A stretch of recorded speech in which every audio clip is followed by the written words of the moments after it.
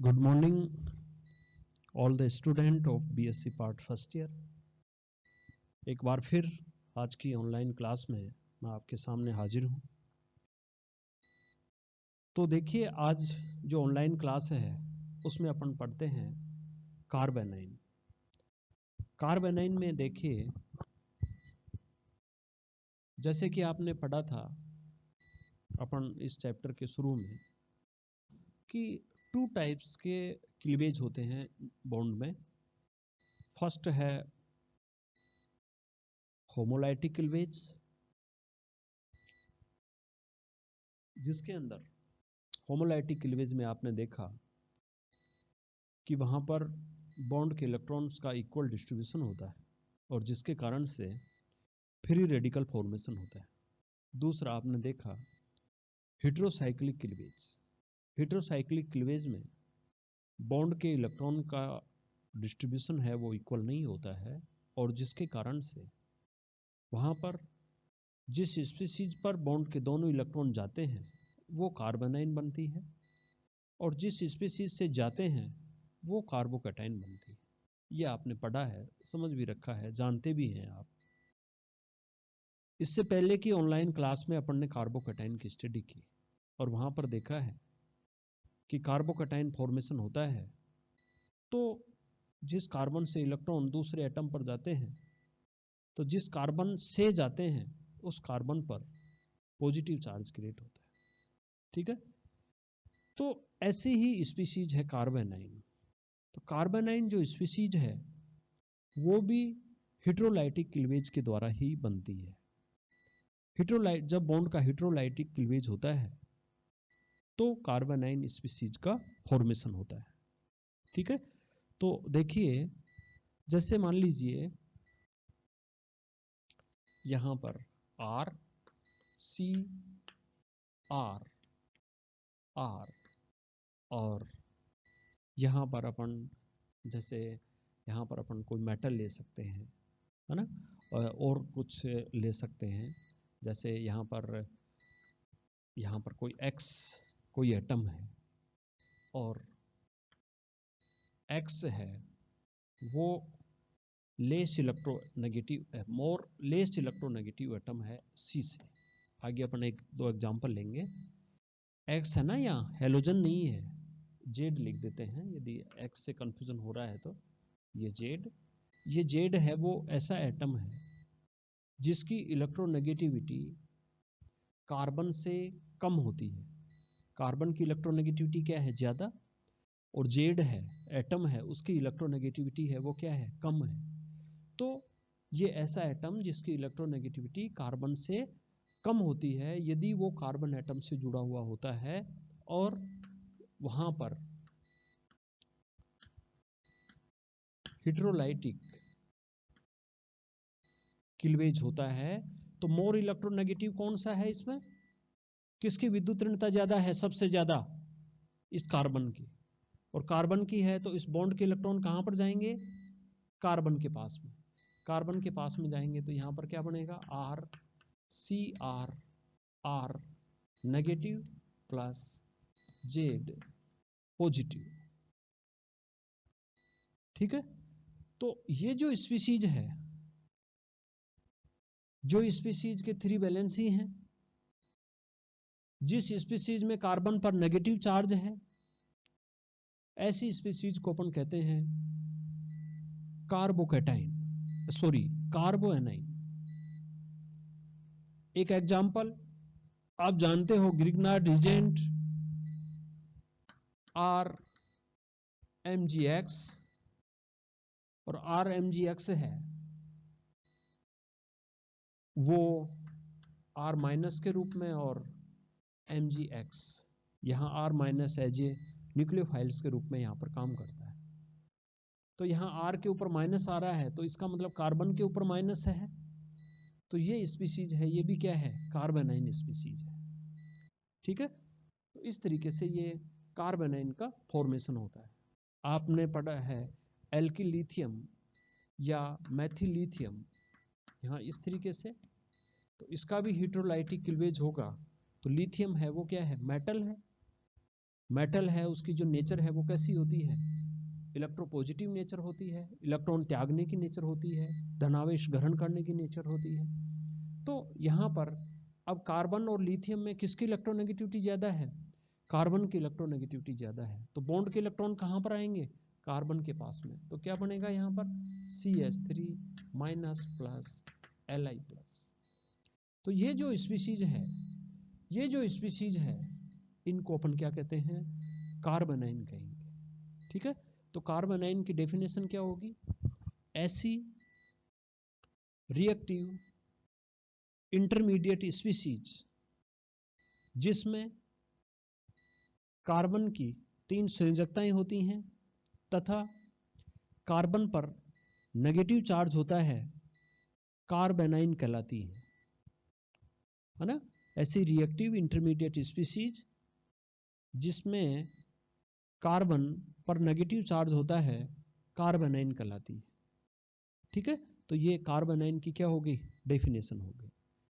यहां पर और आपको ये पता ही है, कार्बोनाइन की डेफिनेशन के साथ में अपन यहां पर ये भी कह सकते हैं, एक बात और जोड़ सकते हैं कि कार्बोनाइन का जो फॉर्मेशन है वो हेटेरोलाइटिक क्लीवेज के द्वारा होता है।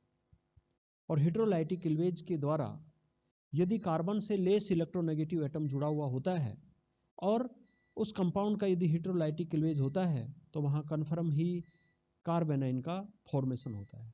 ठीक है, तो आपने दोनों चीजें देख ली कि एक तो कार्बोनाइन कहते किसे हैं और एक कार्बोनाइन बनती कैसे है, कार्बोनाइन का फॉर्मेशन होता कैसे है। ठीक है, ये वाली बात है। उसके बाद में देखिए यहां पर ये कार्बन, इसको और सिंप्लीफाई, ये सबसे सिंपलेस्ट है, इसको अपन CH3 माइनस, इसको थोड़ा खोल करके लिख देते हैं H H H, और ये नेगेटिव चार्ज। नेगेटिव चार्ज का मतलब यहाँ पर एक लोन पेयर उपस्थित है, एक इलेक्ट्रॉन युग्म उपस्थित है जो बॉन्डिंग में पार्टिसिपेट्स नहीं करता है। ठीक है, यहाँ पर आप इसकी जो डेफिनेशन तो आपने पढ़ ली है ना, उसके बाद में यदि आप इसकी जनरल प्रॉपर्टी की स्टडी करते हैं, इसके सामान्य गुणों की व्याख्या करते हैं, तो आप पाएंगे कि यहाँ पर जो भी कार्बोनाइन होता है, उस कार्बोनाइन जिसके ऊपर कार्बन, जिस कार्बोनाइन में कार्बन पर नेगेटिव चार्ज होता है, वो कार्बोनाइन वो होता है ट्राइवेलेंट। ट्राइवेलेंट होता है, त्रिसंयोजी होता है, जिसकी 3 संयोजकताएं होती हैं। जैसे आप यहाँ पर देख रहे हो कि यहाँ पर जिस कार्बन पर नेगेटिव चार्ज है उस कार्बन की कितनी वैलेंसी होंगी, 3 वैलेंसी होंगी। ठीक है, तो आप क्या कह सकते हैं कि कार्बोनाइन में जिस कार्बन पर नेगेटिव चार्ज होता है वो ट्राइवेलेंट होता है। एक चीज तो ये। दूसरा आप और देखिए, यहाँ पर ये कार्बन, इसके ऊपर नेगेटिव चार्ज, मतलब इसके ऊपर क्या है, एक लोन पेयर है। यहां पर आप देखोगे ये कार्बन हाइड्रोजन बॉन्ड है, इसमें यहां पर लोन पेयर, यहां पर लोन पेयर, यहां पर lone pair, sorry lone pair नहीं, बॉन्डिंग इलेक्ट्रॉन युग्म, बॉन्डिंग, और यहां पर भी बॉन्डिंग पेयर। ठीक है, तो यहां पर 3 तो क्या है, बॉन्डिंग पेयर, और एक क्या है, लोन पेयर। ठीक है, 3 तो बंदी युग्म है और एक क्या है, अबंदी युग्म है। यहां ये जो कार्बन है, इसके आउटर मोस्ट सेल में आप देखेंगे तो इस कार्बन के आउटर मोस्ट सेल में 8 इलेक्ट्रॉन है। ठीक है, 8 इलेक्ट्रॉन है, इलेक्ट्रॉन का क्या है, ऑक्टेट है, 8 इलेक्ट्रॉन है। तो अपन क्या कहेंगे, जिस कार्बन पर नेगेटिव चार्ज है उस कार्बन के जो आउटर मोस्ट सेल है, आउटर मोस्ट सेल का मतलब बाह्यतम कोश, उस बाह्यतम कोश में 8 इलेक्ट्रॉन पाए जाते हैं। 8 इलेक्ट्रॉन्स में 3 तो क्या है, bonding pair, bonding electron pair, plus 1 क्या है, नॉन बॉन्डिंग इलेक्ट्रॉन पेयर, जिसको अपन क्या कहते हैं, लोन पेयर भी कहते हैं। तो पेयर है ना, इसका मतलब 3 दूनी कितने हो गई, 6, और एक का मतलब दो इलेक्ट्रॉन यहाँ हो गए, तो 6 और 2 कितने हो गए, 8 इलेक्ट्रॉन हो गए। ये 8 इलेक्ट्रॉन कहाँ पाए जाते हैं, जो कार्बन है ना जिसके ऊपर नेगेटिव चार्ज है, उसके बाह्यतम कोश में टोटल कितने इलेक्ट्रॉन होते हैं, 8 इलेक्ट्रॉन होते हैं। 8 इलेक्ट्रॉन होते हैं, ऑक्टेट होता है, फिर भी ये अनस्टेबल है। तो उसका रीजन क्या है, कि कार्बन है वो एक छोटा सा परमाणु होता है और उसके ऊपर इलेक्ट्रॉन डेंसिटी है वो क्या हो जाती है, ज़्यादा हो जाती है, और इलेक्ट्रॉन डेंसिटी बढ़ जाती है। तो यदि कार्बन ज़्यादा इलेक्ट्रोनेगेटिव होता तो वो उसको अडॉप्ट कर सकता था, परंतु अब यहाँ पर कार्बन है वो छोटा सा परमाणु है और इतनी ज़्यादा इलेक्ट्रॉन डेंसिटी को वो अडॉप्ट नहीं कर पाता, जिसके कारण से उसकी स्टेबिलिटी है वो कम हो जाती है, और कम होगी तो उसकी रिएक्टिविटी है वो क्या हो जाती है, बढ़ जाती है। तीसरा और देखिए, यहाँ पर जो भी कार्बोनाइन होते हैं उनके ऊपर इलेक्ट्रॉन युग्म होता है, लोन पेयर होता है, और लोन पेयर होने के कारण से ये एज ए न्यूक्लियोफाइल्स की तरह बिहेव करते हैं, और अपन यूं भी कह सकते हैं कि ये सारे के सारे क्या होते हैं, बेस होते हैं, इनकी बेसिक नेचर होती है।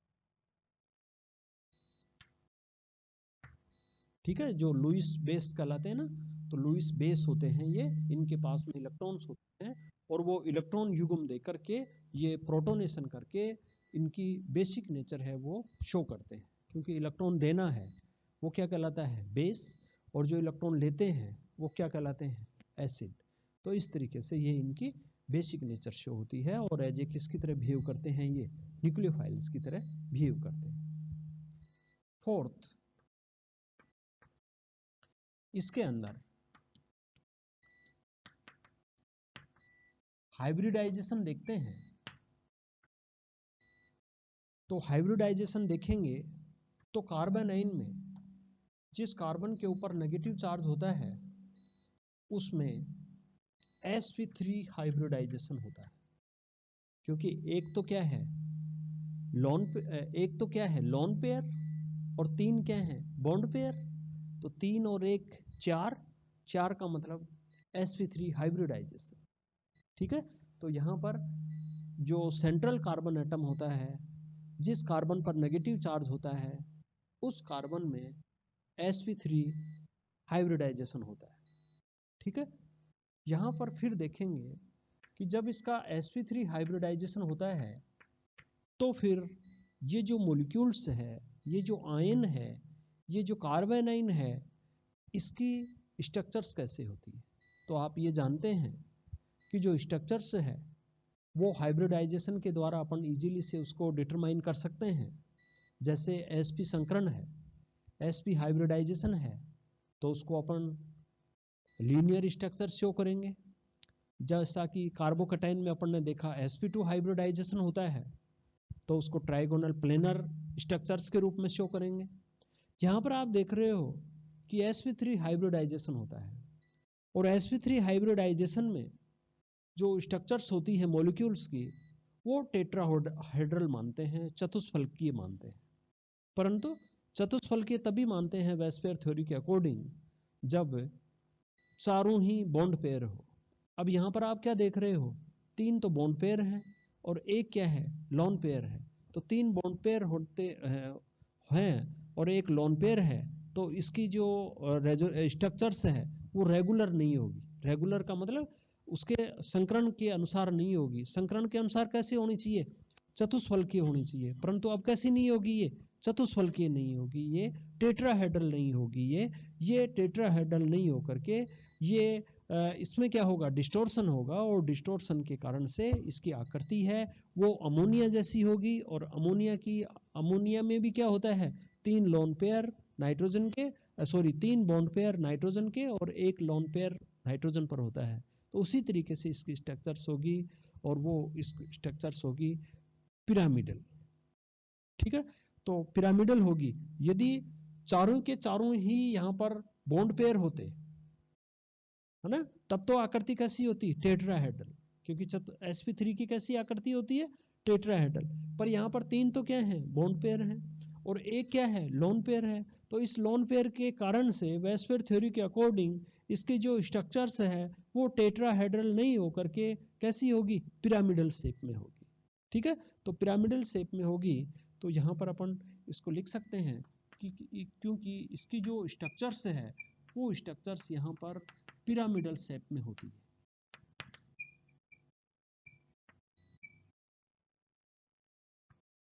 ये इस तरीके से ओके, पिरामिडल शेप में होगी। तो अपन इसकी स्ट्रक्चर्स को अपन यूं लिख सकते हैं कि जैसे कार्बन, और यहां पर ये लोन पेयर, और यहां पर हाइड्रोजन, हाइड्रोजन और हाइड्रोजन। ये सबसे सिंपल कार्बोनाइन है। इन हाइड्रोजन की जगह आर भी आ सकता है, कोई एल्किल समूह भी हो सकता है। तो ये इस तरीके से, और इस 2 इलेक्ट्रॉन्स के कारण से इसके ऊपर कैसा चार्ज आ जाता है, नेगेटिव चार्ज आ जाता है। ये देखिए सेम अमोनिया की तरह ही है। अमोनिया में कैसे होता है, लोन पेयर, हाइड्रोजन, हाइड्रोजन और हाइड्रोजन। तो अमोनिया की आकृति है वो भी कैसी होती है, पिरामिडल शेप होती है। उसी तरीके से कार्बोनाइन है, उसमें भी क्या होता है, पिरामिडल शेप होती है। ठीक है, तो ये इस तरीके से इसकी पिरामिडल शेप होता है। जो पी ऑर्बिटल्स जिसमें लोन पेयर होते हैं, जिस पी ऑर्बिटल्स में 2 इलेक्ट्रॉन्स होते हैं, वो जो पी है वो बाकी के 3 तो इस तरीके से, और वो एक पिरामिड के रूप में वो ऊपर स्थित होता है, और बाकी के 3 जो बॉन्ड पेयर हैं वो नीचे स्थित होते हैं। तो इस प्रकार से आप देख रहे हो कि जो कार्बोनाइन है उनकी जो स्ट्रक्चर्स है वो कैसी होती है, पिरामिडल होती है, पिरामिडल शेप में होती है। ठीक है, इसके साथ ही आपने पढ़ा होगा अमोनिया की स्ट्रक्चर्स के बारे में कि जब पिरामिडल शेप होता है तो उसमें पिरामिडल इन्वर्जन भी होता है, और पिरामिडल इन्वर्जन होता है तो वहां पर जो उसकी जो पिरामिडल शेप है वो घूमती है। जैसे मान लो 3 बॉन्ड पेयर हैं और एक लेन पेयर ऊपर है, तो वो पिरामिडल इन्वर्जन होगा, तो ये 3 बॉन्ड पेयर ऊपर और लोन पेयर है वो क्या होगा, नीचे होगा। तो इसी प्रकार की जो घटनाएं हैं वो इस तरीके से पिरामिडल इन्वर्जन की जो प्रोसेस है, पिरामिडल इन्वर्जन की जो फिनोमेना है वो कार्बोनाइन के अंदर भी पॉसिबल होती है। यहाँ पर इसको अपन यूं कह सकते हैं कि जैसे ये कार्बन, ये लोन पेयर, और यदि यहाँ पर ये डिफरेंट डिफरेंट हैं तो यहाँ पर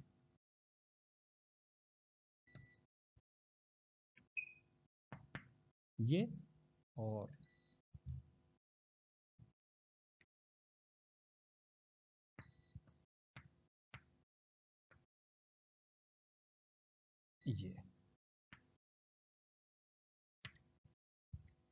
ये जो है ना इसको अपन बोलते हैं पिरामिडल इन्वर्जन।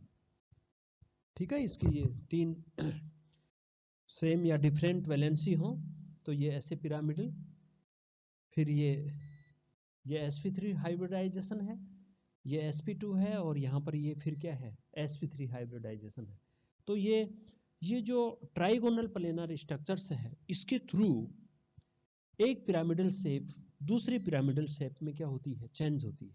जैसे यहाँ पर ये जो लोन पेयर हैं ये ऊपर स्थित हैं, और यहाँ पर ये जो लोन पेयर हैं ये नीचे स्थित है ना। तो इस तरीके से जो कार्बोनाइन है जिसकी पिरामिडल स्ट्रक्चर्स होती है उसमें भी इस तरीके से पिरामिडल इन्वर्जन जैसी प्रोसेस होती है, और जिसके द्वारा उसकी शेप है वो इस तरीके से होती रहती है। और एक शेप दूसरी शेप में किसके थ्रू बदलती है, ट्राइगोनल प्लेनर स्ट्रक्चर्स के थ्रू बदलती है ना। तो इस कारण से इसमें आंशिक sp2 हाइब्रिडाइजेशन के करैक्टर भी आ जाते हैं। तो परंतु इसमें मोस्टली अपन तो यही बताना है कि इसमें sp3 हाइब्रिडाइजेशन होता है। ठीक है, तो इस तरीके से ये जो कार्बोनाइन है उस कार्बोनाइन की अपन जनरल प्रॉपर्टी अपन इस तरीके से होती हैं कि उसमें ट्राइवेलेंट होता है, उसके आउटर मोस्ट सेल में 8 इलेक्ट्रॉन होते हैं, मतलब कार्बन के बाह्यतम कोष में 8 इलेक्ट्रॉन्स होते हैं। और कार्बोनाइन है वो एक नाभिक स्नेही की तरह, न्यूक्लियोफाइल्स की तरह बिहेव करता है, और उसकी जो नेचर है वो क्षारीय होती है, बेसिक नेचर होती है। और हाइब्रिडाइजेशन की बात करें तो इसमें sp3 हाइब्रिडाइजेशन होती है, और जिसके कारण से इसकी स्ट्रक्चर्स है वो पिरामिडल शेप होती है। ठीक है। और पिरामिडल शेप होने के कारण से इसमें पिरामिडल इन्वर्जन जैसी भी प्रोसेस होती है। तो ये कार्बेनाइन का अपन संक्षिप्त परिचय है। कार्बेनाइन की सामान्य प्रॉपर्टीज हैं, जिस प्रॉपर्टीज के आधार पर अपन कार्बेनाइन को आसानी से समझ सकते हैं, उनके गुणों की व्याख्या कर सकते हैं। ठीक है। तो आगे की जो क्लास होगी उसमें अपन देखेंगे कार्बेनाइन के प्रकार, और कार्बेनाइन के प्रकार के साथ साथ कार्बेनाइन की स्टेबिलिटी, और फिर उसी तरीके से वो रासायनिक अभिक्रियाएं जिनके दौरान कार्बेनाइन का फॉर्मेशन होता है, ये सारी चीजें अपन नेक्स्ट ऑनलाइन क्लास में देखेंगे। Thank you.